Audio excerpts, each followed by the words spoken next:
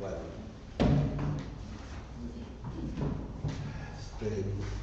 Tú ves a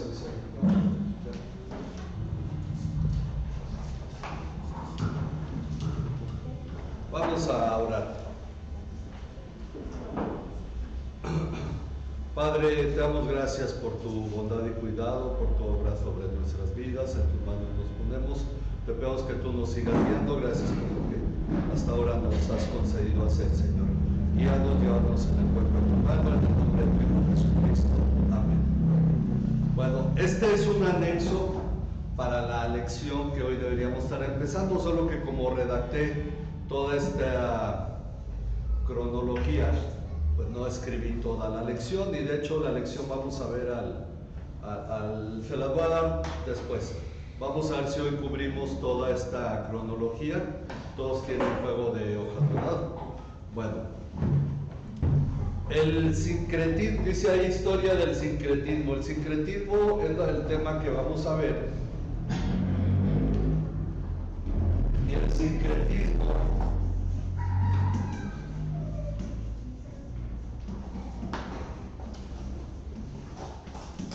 se define la unión como la unión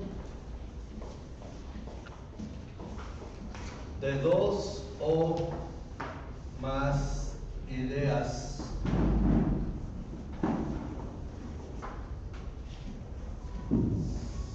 en una sola. Es un término, de acuerdo a la Real Academia, el término sincretismo viene del griego, que dice cuando se unen dos o tres en contra de uno. Pero el sincretismo, ya propiamente hablado como pensamiento, es la unión de dos o más, esta es una hoja de dos o más ideas en una sola. Y vamos a ver la historia del sincretismo, porque lo que vamos a repasar es el hecho de por qué el cristianismo, si tenemos la Biblia, tenemos la enseñanza bíblica, ¿por qué hay tantas ideas revueltas? ¿Por qué hay tantos conceptos y tanta diversidad de denominaciones? Muchos cristianos cándidamente preguntan, bueno, ¿por qué no todos piensan lo mismo si tenemos la misma Biblia, etcétera?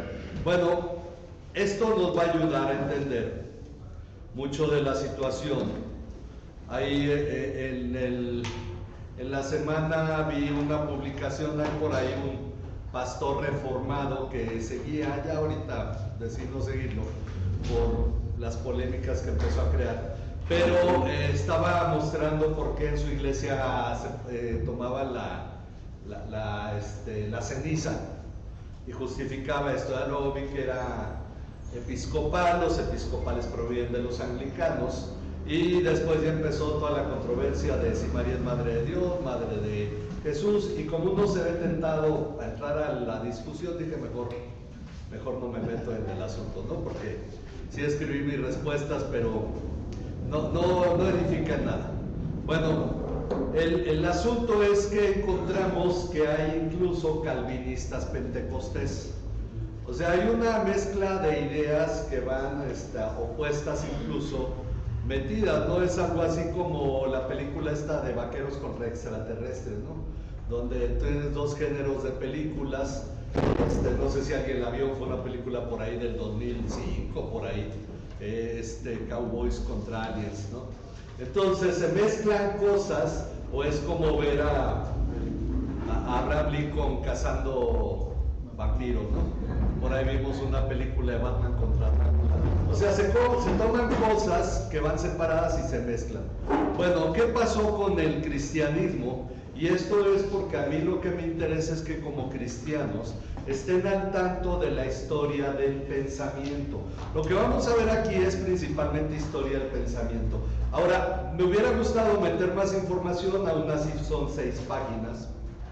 Pero lo que vamos a ver es la historia del sincretismo, cómo evolucionó dentro de la iglesia cristiana, y vamos a llegar solo hasta la Reforma, porque después de la Reforma todavía hay más historia que dar, pero lo llevo solamente hasta previo a la Reforma. Ok, del 530 al 470 a.C. Recuerden que antes de Cristo los años van descendiendo. ¿Ok? Abraham fue llamado por ahí de 1900 y fracción antes de Cristo. Moisés fue por ahí en el 1500 antes de Cristo. David en el 1000. El cautiverio de Judá fue para ahí del 500 antes de Cristo.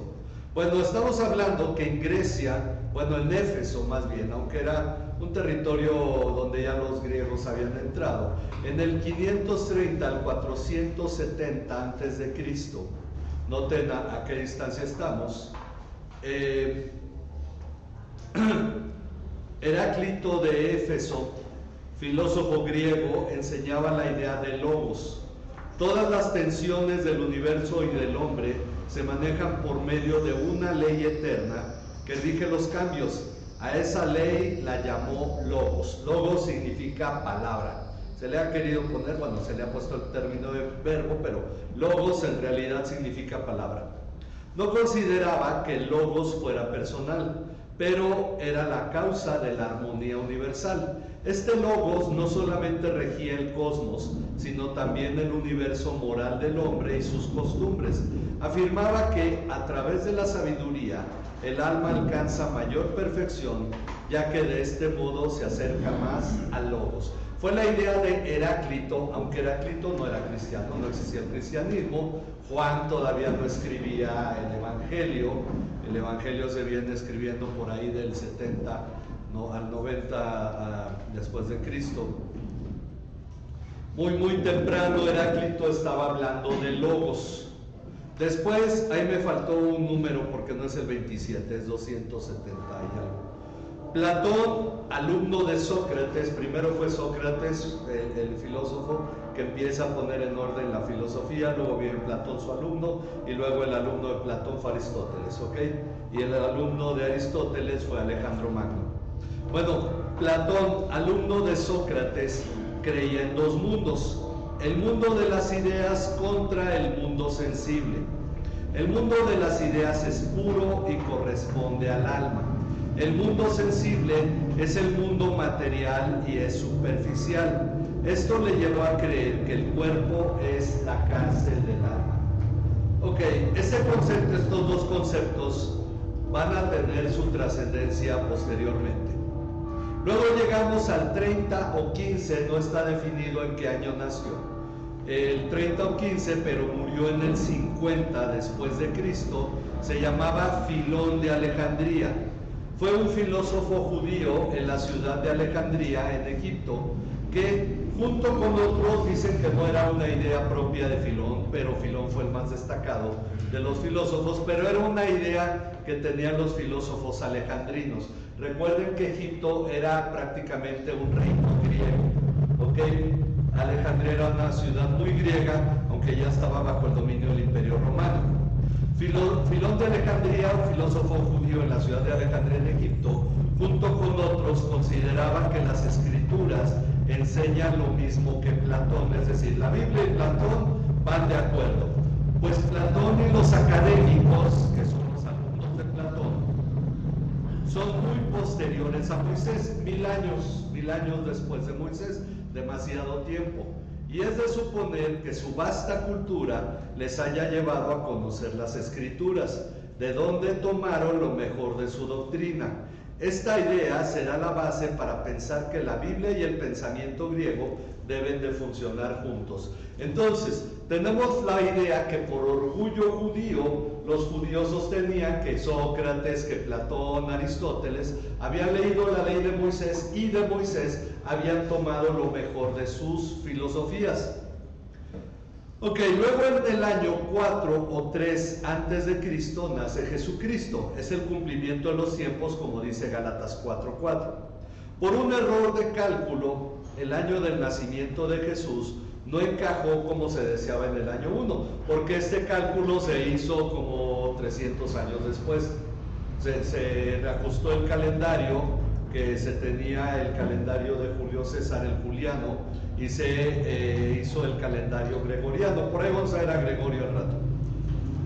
Bueno, en el año 27 o 28, Jesús inicia su ministerio siendo de unos 30 años, como lo afirma Lucas. Entonces, si nació entre el 4 y el 3, pues entre 27 y 28 años, bueno, el 27 o 28 después de Cristo, él tuvo su ministerio. Durante su ministerio, el pensamiento predominante en Judea y Galilea es el judío basado, además de la ley de Moisés, en la tradición de los ancianos. Si alguien quiere leer Mateo 15, del 2 al 3. Mateo 15, del 2 al 3. No vamos a tener muchos versículos ahora, pero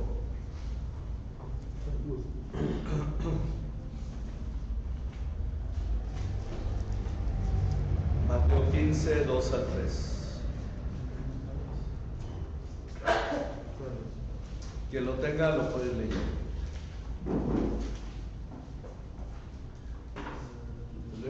Sí, adelante. ¿Por qué tus discípulos quebrantan la tradición de los ancianos, pues no se lavan las manos cuando comen pan? Jesús les preguntó, ¿por qué también quebrantan ustedes el mandamiento de Dios a causa de su tradición? Ok, la tradición de los ancianos, aunque se redacta posteriormente, muchos años después de Cristo, ya como un escrito, una serie de escritos de los rabinos, ya desde entonces no era la ley de Moisés lo que predominaba solamente, sino en realidad la interpretación de los ancianos, la tradición de los ancianos. A la mayoría de las religiones, al menos la judía, la musulmana y la católica romana, las dominan principalmente las tradiciones. Una es llamada la Misna en los judíos, se me fue el nombre de las musulmanes, ahorita se los digo, y el magisterio de la iglesia de los católicos romanos. Ok, de los judíos es ¿cómo se llama la corriente? Son la Suna, que es la tradición la tradición judía. De ahí los sunitas o sunís, que ya no se les debe decir sunitas, no sé por qué, pero los sunís, que son los musulmanes conservadores. Bueno, ok, entonces no solamente es el pensamiento de Moisés, sino también la tradición de los ancianos. En el año 30 ocurre la muerte, resurrección y ascensión de Jesucristo, la venida del Espíritu Santo y el inicio de la iglesia. Aunque estas fechas se discuten, consideramos, aquí hay una nota al pie, incluimos las más probables, que en realidad fue en la Pascua del año 30, cuando Jesús fue crucificado, y en ese año ocurrieron todas estas cosas, por ahí en abril del año 30. Ok, y cuando ascendió al cielo. Entonces ya en el 2030 ya podremos decir que pasaron 2000 años desde que Jesús se fue, todavía no. Ok, a lo largo del primer siglo, la iglesia enfrenta varias controversias doctrinales, y aquí empezamos a ver las situaciones. La primera se deriva de la inclusión de los gentiles en la iglesia, rompiendo la idea de que el cristianismo es extensión del judaísmo. Los primeros cristianos se veían como parte del judaísmo, como una nueva corriente guiada por Dios dentro del judaísmo. Cuando ocurre que en la casa de Cornelio, como estudiamos la semana pasada, se convierten los gentiles al evangelio, entonces empieza a romper la idea de que hay que entrar al judaísmo para luego ser cristiano. Porque en el concilio de Éfeso dice, esta situación se resuelve en el concilio de Jerusalén, en el año 49 o 50, narrado en Hechos 15, aunque la iglesia de Galacia recibe una carta del apóstol Pablo, y entendemos que después del año 50, debido a que se les había seducido a seguir la ley de Moisés. Además, se escribe la carta a los hebreos todavía más posterior, para aclarar a los cristianos judíos el sentido del nuevo pacto. Es decir, no que todo quedó resuelto en el concilio de Jerusalén, problemas saldados, sino que todavía llevó un peso esta situación. Otro problema, esto en cuanto al pensamiento judío dentro de la iglesia. Otro problema que enfrentó la iglesia fue el pensamiento griego, pensamiento judío, pensamiento griego, derivado de la filosofía de Platón, que ya vimos. Platón creía en dos mundos, el sensible y el sensible que se puede tocar y el de las ideas. Bueno, los griegos creían que el alma, al ser libre en la muerte, es decir, se liberaba del cuerpo, no deseaba volver al cuerpo, razón por la cual no creían en la resurrección. En Corintios 15, donde Pablo habla de la resurrección y dice, ¿por qué algunos enseñan que no hay que los muertos no resucitan? Si Cristo no resucitó, vana es nuestra fe.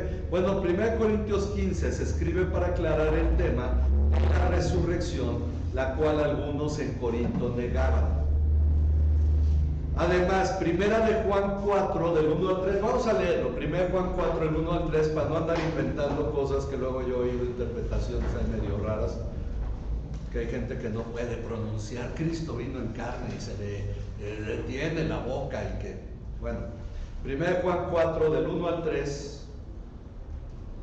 Por tanto, cuando el Señor supo que los fariseos... No, primera de Juan, sí. La carta, primera de Juan 4, del 1 al 3.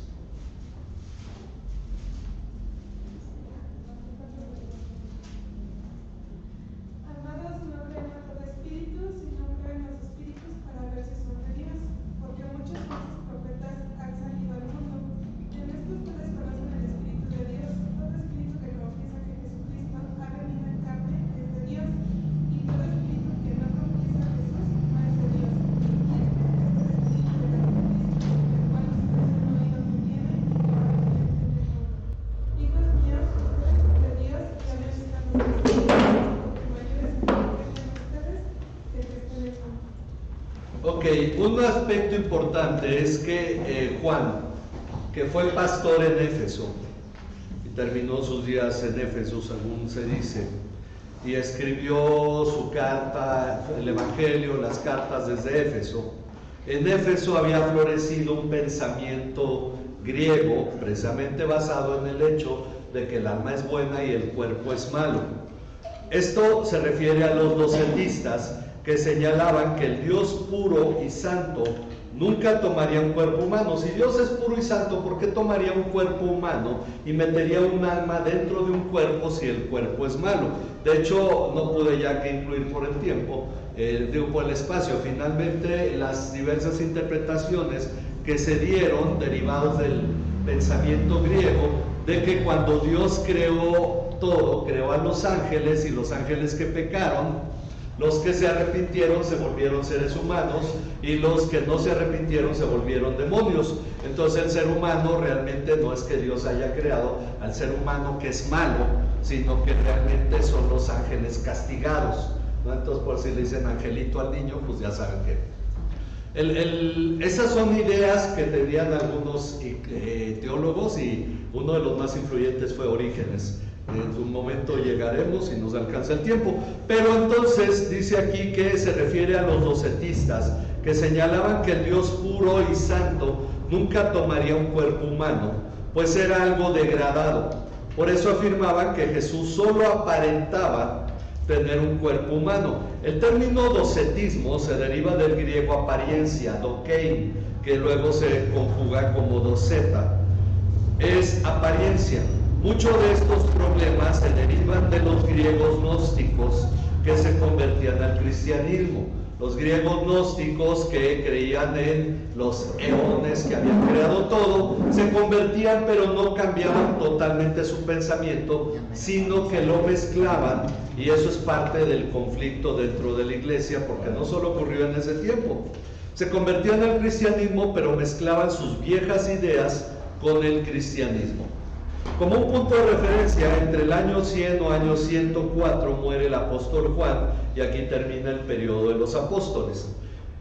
Del año 100 al 165 no es que haya ocurrido en ese tiempo, sino que fue cuando vivió Justino Mártir. Justino Mártir fue el primer pensador cristiano que intentó combinar la fe cristiana con lo mejor de la filosofía griega. Antes de él se consideraba que los cristianos eran fanáticos ignorantes. El cristianismo en sus primeros años floreció sobre todo en la clase baja. Entonces las clases altas romanas pensaban que el cristianismo era una religión para gente ignorante, porque eran además ateos, porque adoraban algo que no se podía ver y no tenían imágenes. Nadie usaba la cruz como un símbolo. Entonces era el hecho de que no tenían en sus reuniones ningún tipo de imagen, y por lo tanto los consideraban gente ignorante. Pero Justino Mártir era un hombre muy culto, y dice, antes de él se consideraba que los cristianos eran fanáticos ignorantes, así que utilizó la filosofía griega para defender el cristianismo. Pues antes de conocer a Cristo, transitó entre los pitagóricos, Pitágoras, que era una escuela, se convirtió en religión, y los platónicos. Los platónicos eran los seguidores de Platón, que también era una forma de filosofía y religión. Afirmó que las verdades de la filosofía tienen su plena expresión en el cristianismo.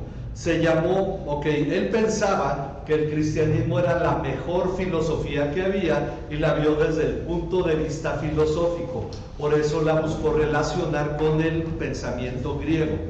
Se le llamó mártir al dar su vida por el evangelio. Fue un verdadero cristiano, eso no lo podemos negar, porque dio su vida por Cristo, pese a ser de los primeros en establecer el sincretismo. Es decir, donde ya no había apóstoles, entonces ya empezaban a mezclarse las ideas. Si Pablo no hubiera escrito a los Corintios, la idea de que no hay resurrección hubiera florecido más todavía dentro del cristianismo. Pero viene hasta el siglo II, porque ya no hay apóstoles que establezcan una autoridad. Entonces él establece el sincretismo, fue un buen discurso, pero como ejemplo tenemos no un escrito de él, sino de Tasiano, uno de sus más famosos discípulos. Dice: en el discurso a los griegos que compuso Tasiano, el más famoso de sus discípulos, apela a que si Homero y Platón fueron personas cultas, es de suponerse que conocieron los escritos de Moisés, de cuya sabiduría aprendieron los griegos, tal como Filón y otros lo pensaban. Es decir, ese pensamiento siguió rondando, que Platón, Sócrates, Aristóteles habían leído la ley de Moisés, y de ahí habían tomado sus mejores ideas. Por lo tanto, las ideas venían también de Dios. Como resultado de todo este sincretismo, en el año 144, Marción es excomulgado, hijo de un hombre muy rico que poseía barcos de transporte y que era anciano de una iglesia, el padre de Marción. Marción funda el marcionismo. Sostenía que había dos dioses, uno inferior llamado Jehová, creador del mundo material y vengador, por eso creó al ser humano. Es otra idea de por qué existe el ser humano con un cuerpo pecaminoso y malo desde el pensamiento griego, porque Jehová era un Dios malo, que era vengador y sanguinario en el Antiguo Testamento. Y el Dios superior, porque entonces el pensamiento de Marción era un pensamiento gnóstico que creía en una jerarquía de creadores y dioses. El Dios superior, amoroso, que envió a su Hijo Jesús a solucionar los daños causados por el primero. Esa era la idea del marcionismo, que duró 200 años. Estableció la primera lista de libros, el canon del Nuevo Testamento, que no tenía la Iglesia. En él incluyó, aceptando solo el Evangelio de Lucas, sin el relato del nacimiento de Jesús, y 10 cartas del apóstol Pablo. Muchos lo consideran una forma de gnosticismo que ya estaba dejando su huella en el cristianismo. Y aunque filosofías como la de Marción se acaban, pasan esas religiones, dejan parte del pensamiento. Su movimiento hizo temblar a la iglesia de su tiempo, que tuvo que responder organizando el canon de las escrituras, diciendo, bueno, ¿qué libros son admitidos? Estamos hablando del año 144. Y bueno, no redactando, porque este se redactó en el primer siglo, pero en todo a lo largo del imperio tenía varias partes, y unificando el credo de los apóstoles, el que estamos estudiando de Heidelberg. Así es que el credo de los apóstoles no es católico, aunque se los hayan enseñado en la Iglesia Católica Romana. Estamos hablando del año 144, no existía la Iglesia Católica. Solo los católicos aceptan que ya existían para ese tiempo. Ok, en el año 150 al 215 vivió Clemente de Alejandría. Fue formado en Alejandría, aunque él provenía de otra parte, ciudad famosa en su tiempo por su fiebre sincretista y conocida como el centro intelectual del Mediterráneo. Alejandría fue el punto donde las ideas brotaron, porque estaba la biblioteca de Alejandría, porque ahí se tradujo el Antiguo Testamento al griego, porque tuvo un peso muy importante en el pensamiento. Entonces Filón, los primeros años de la era, era parte de una escuela muy fuerte de judía en Alejandría. Bueno, Clemente ya no era judío, pero era cristiano. Fue formado en Alejandría, ciudad famosa en su tiempo por fiebre sincretista y conocida como el centro intelectual del Mediterráneo. En su método teológico apela a Platón y otros filósofos, como hoy yo he oído pastores que apelan a Freud y apelan a Jung y apelan a Marx, apelan hasta el Carl Sagan, ¿no? Entonces, apelan a pensadores que no son cristianos. Bueno, él apelaba a Platón y a otros filósofos. Su propósito es mostrarle a sus lectores paganos que buena parte de las doctrinas cristianas encuentran apoyo en las enseñanzas de Platón. Nuevamente mezcla pensamiento griego con pensamiento cristiano. Entonces, para muchos Platón era un super cristiano, ¿no? Clemente está convencido de que la verdad es una sola. Por tanto, cualquier verdad que Platón haya conocido no puede ser distinta a la verdad que se ha revelado en Jesucristo y en las Escrituras. Por lo tanto, la filosofía les ha sido dada a los griegos, tal como la ley les ha sido dada a los judíos. Así, la filosofía y la ley tienen el propósito de llevar a la verdad última que ha sido revelada en Jesucristo. Los filósofos son a los griegos lo que los profetas fueron a los judíos. Con los judíos Dios ha establecido el pacto de la ley y con los griegos el pacto de la filosofía. Entonces, la idea que de hecho predominó tremenda y fuertemente en la Edad Media apuntaba que en las iglesias se enseñaba más a Platón que la Biblia. En la Edad Media no se enseñaba la Biblia, se enseñaba a los griegos, de ahí que se hicieron todavía más famosos. Ok, nuevamente surgen movimientos. En el 156 surge el montanismo de un hombre de apellido Montano. De nombre no había apellidos, Montano. Considerada una secta hereje por algunos, pero a sus filas se agregó Tertuliano de Cartago, uno de los más destacados teólogos de su tiempo. ¿Y por qué se agregó? Bueno, debido a la superficialidad en que había caído la iglesia, manifestando su mundanalidad. Hoy Tertuliano se iría a una iglesia carismática, porque esto pasó en los 80s, en los 90s, a principios de siglo. La iglesia se volvió superficial, entonces surge Montano con sus ideas. Dice, ellos reafirmaron la importancia de depender del poder del Espíritu Santo en la obra de la iglesia. Tuvieron un énfasis muy fuerte en el Espíritu Santo.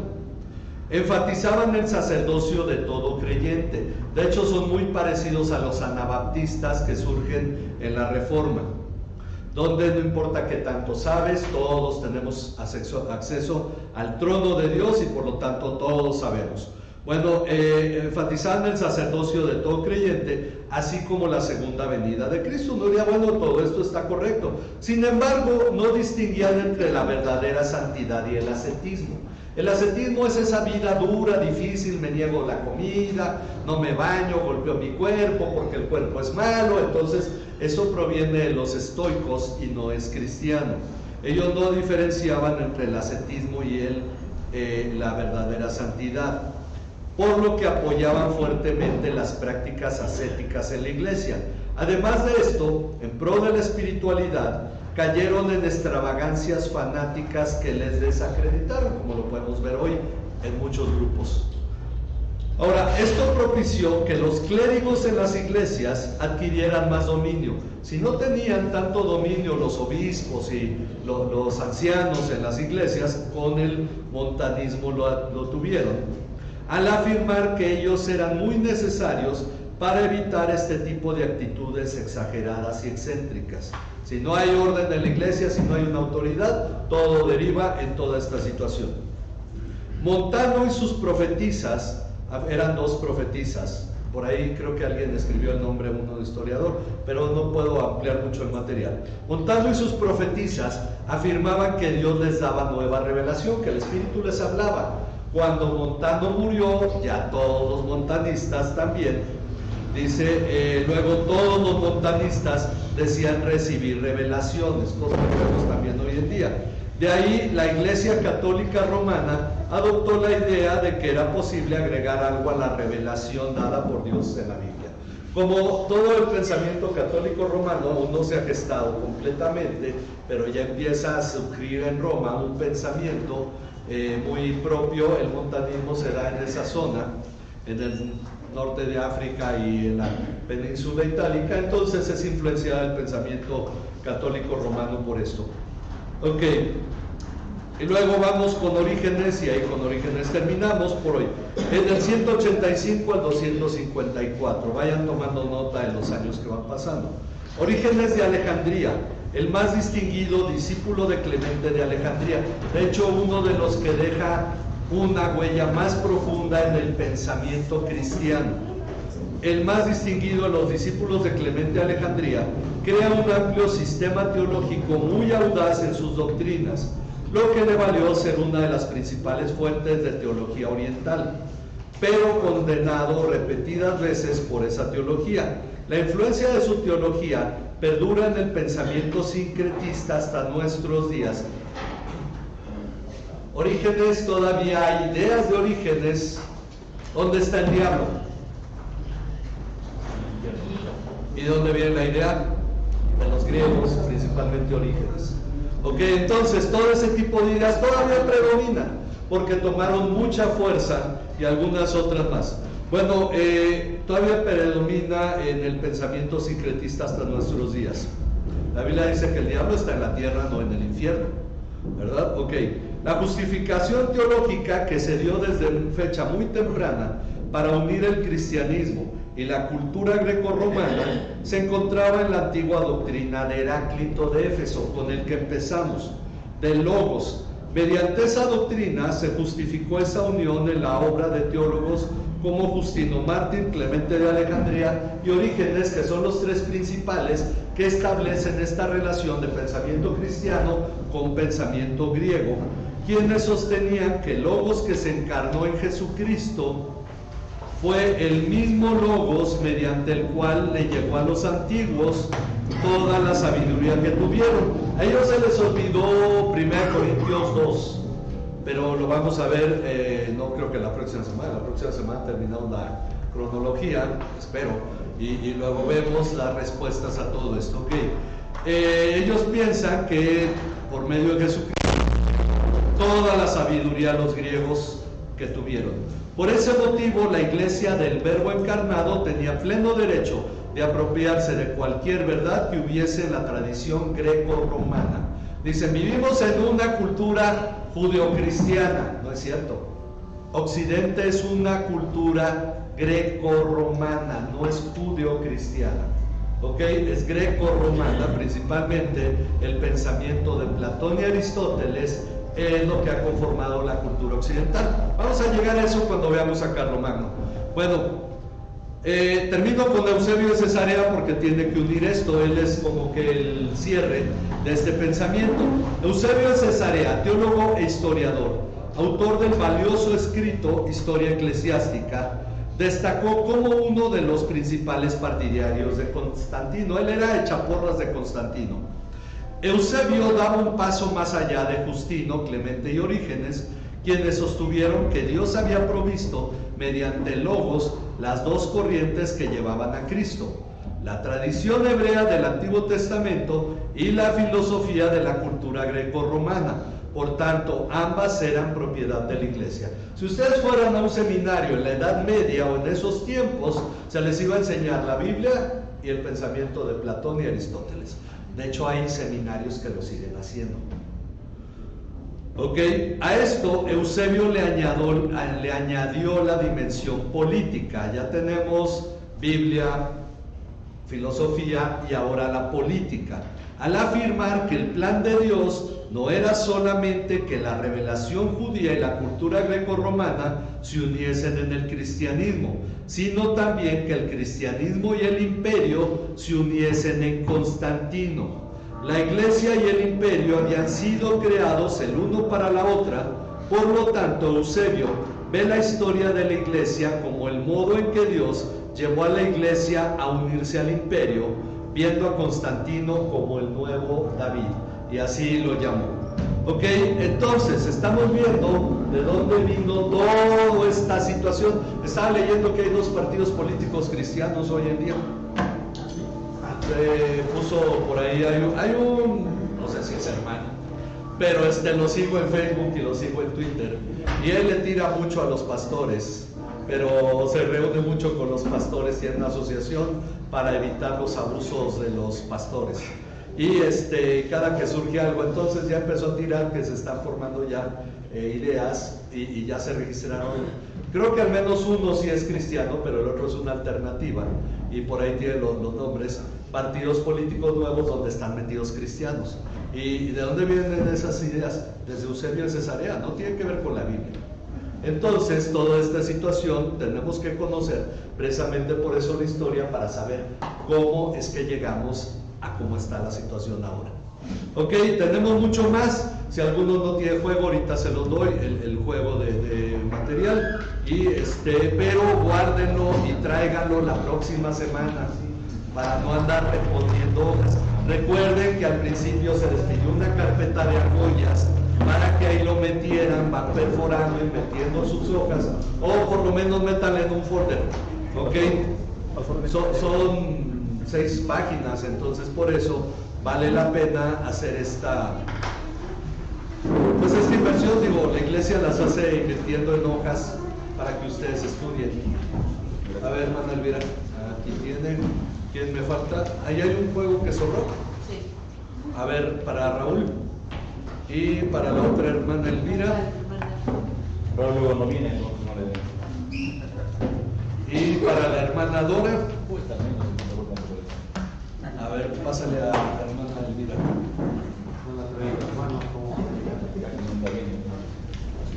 Aquí llega el carro. La hermana Dora, a ver, su amado esposo que le lleve. No viene, no. ¿Tú tienes juego de hojas? Bueno. Y me sobró nomás la de la hermana Félix, creo. Sí, nada más faltó ella, nada más, ¿verdad? ¿O quién más nos falta? No desperdicie esa parte. Ok, ya todos tienen, ¿verdad? Entonces, vamos a orar para terminar. Padre, bendecimos tu nombre y te damos gracias por este tiempo, te alabamos y confiamos, Señor, que tu gracia está sobre nuestras vidas, tocando nuestras vidas y corazones, dándonos sabiduría y entendimiento en lo que hacemos. Llévanos en el hueco de tu mano y no te apartes de nosotros. En Cristo Jesús, nuestro Señor y Salvador, te lo pedimos. Amén. Ok.